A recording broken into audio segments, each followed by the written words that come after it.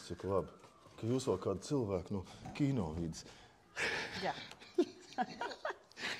Jā, šī ir pieredze, jā. Jā, redz, viens no tādiem maniem vaļaspriekiem ir vispār staigāties dabā, iet pastaigās. Es ļoti mīlu dabu, augus un starp citu es arī pats mīlu stādīt. Jā, man aug. Teica, ka man esot zaļie pirkstiņi. Es skatos, ka tev arī vesels botāniskais dārzs ir. Jā, tev jānāk pie manīm palīgā ar saviem zaļajiem pirkstiņiem. Oi, mierīgi, šito es vienu puķes mājās, kad pār 20 reizes esmu reanimējis. Ļoti labi. Jā, Sandriņa, es esmu pie tevis ciemos jau vairākas reizes bijis, un pie tevis te vienmēr ir ļoti interesanti. Viss kaut kas te ir, gan ūdens gulta, gan dažādas citas atraktivitātes. Par bērniem tu domā, tas ir uzreiz pamanāms, un bērni tev līp apkārt tā kā mušas, ap saldo krējumu un medu. Tad tava skola, tā teikt, ir vienīgā un varenākā Ādažu novadā un Ādažos? Nu, es domāju, ka viena no īpašākajām, jo mēs esam mazliet savādākas skoliņas kā citas skoliņas. Jā. Tad cik pavisam ir izglītības iestādes Ādažu novadā? Ādažu novadā ir gan privātās iestādes, gan izglītības iestādes pašvaldības. Bērndārzi mums ir Ādažos 2 un Carnikavā 2. Un tad vēl mums ir privāti arī Ādažos ir 3 un Carnikavā šķiet ir 1. Un kas ir tas lielākais gandarījums Ādažu novadā? Kas ir tas lepnums? Ir kaut kāda izglītības iestāde, kas ir tāda, mērā ņemama? Tāda, kas izskan vārds visā Latvijā?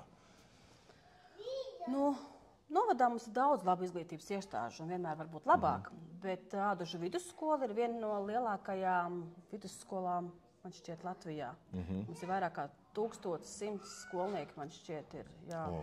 Tā kā, un tā vidusskola jau ir apvienojusies ar sākuma skolu, un bija laiks, kad es vidusskolā mācījos pati. Un tad mani bērni mācījās, un tad tajā laikā es ļoti aktīvi darbojos kā vecāku padomē, vairākus gadus. Mums bija ļoti laba komanda. Un mēs tajā laikā darbojoties panācām gan ēdinātāju nomainījām lielajā skolā, kas bija ļoti liels un garš darbs ar pašvaldības atbalstu, kas joprojām ir skolā. Mēs realizējam vairākus citus jaudīgus projektus kopā ar skolu un pašvaldību un vecāku atbalstu. Un viena no tādām feinākajām, jaukākajām lietām, kas man palika atmiņā, mēs organizējām balles skolotājiem ar vecākiem. Un tās balles bija gan ar dzīvo mūziku, ar tādu sadziedāšanos, apbalvojām labākos skolotājus, veicot aptaujas, un balles bija līdz rītam. Tas bija tāds palicis ļoti jauks atmiņā. Mazliet man skumji, ka tas tā ir noplacis, jo vecākiem tas ļoti patika un organizējās un nāca. Bet, diemžēl, tas tā mazliet ir noplacis. Tas varbūt ir skumji, bet vienmēr jau visu var atjaunot. Tieši tā. Tas ir, respektīvi, tad tās balles, protams, cilvēkiem patīk ballēties un atpūsties. Tas ir, kas to teica? Es neatceros viens no filozofiem, jo nabadzīgākā nācija, jo vairāk priecājās. Piemēram, Āfrikā, kā viņi tur tādas ballītes taisa un ka tikai, lai arī viņiem tur nabadzība pilnīgākā, bet viņi ballējās. Protams, ne par to ir raidījums, mums nabadzība nav, bet ballēties mums patīk. Tā viena no tādām lietām, kas ir, piemēram, Japānā skolotājs ir prestižākā profesija, ārsts un skolotājs. Skolotāji, respektīvi, tur ir miljonāri. Jā. Tātad, un tas nozīmē, ka viņus arī, protams, ļoti ciena, augstu vērtē, godā. Un nepavēlt arī Latvijā tam tā vajadzētu būt. Ko es esmu ievērojis? Tad skolotājs ir īstenībā tādi ledlauži. Un ne tikai sarunās par bērniem, bet arī vērsti, jo viņi ir vērsti uz attīstību. Tas ir ļoti svarīgi. Tas atsaucās tiešām ne tikai uz bērniem, bet arī citas lietas viņi var iet un izsist un dabūt un pierādīt un argumentēt. Tādēļ, man liekas, tajos skolotājos ir ļoti liels spēks. Un cik es saprotu, tad tu esi arī savā skoliņā gan lietvedis, grāmatvedis. Mārketinga daļas vadītājs. Tātad, respektīvi, tu esi cilvēks unikums un cilvēks uzņēmējs patiesībā. Jā, un pa vidu vēl es ļoti aktīvi darbojos dažādos izglītības projektos, aktivitātēs novadā. Man patīk būt pa vidu šīm lietām.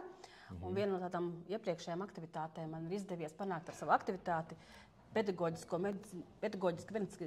komisiju novadā, kas ir ļoti nepieciešama bērniem ar īpašām vajadzībām, lai laicīgi konstatētu to izglītības posmu, kas viņiem ir vajadzīgs.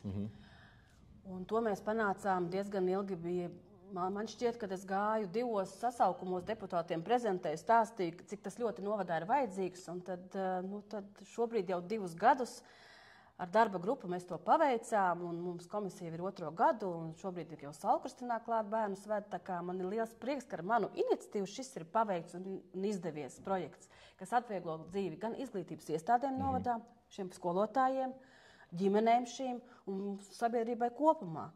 Un tāpēc atkārtošos, ka šī brīža mana nākamā aktivitāte ir solis priekšu jau šis te skoliņa attīstības centrs šiem bērniem, lai atvieglotu dzīvi šīm ģimenēm, jo šīs māmiņas meklē skolu bērniem pēc pirmskolas ārpus novada, un viņas ir spiestas vest bērnu uz to vietu, kur viņus reāli paņem, jo mums šeit nav ko piedāvāt sākuma skolu, pamatskolu šiem bērniem.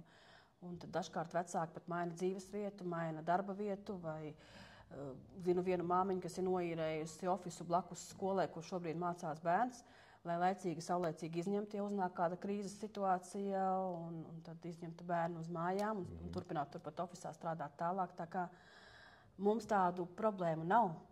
Mēs savus bērnus varam aizvest, vai viņi paši aiziet uz skolu, atnāk atpakaļ, iet uz pulciņiem un daram savas lietas. Un mēs varam savu dzīvi veidot, kā mēs vēlamies. Bet šie vecāki ir ļoti pakārtoti šo bērnu dzīvei.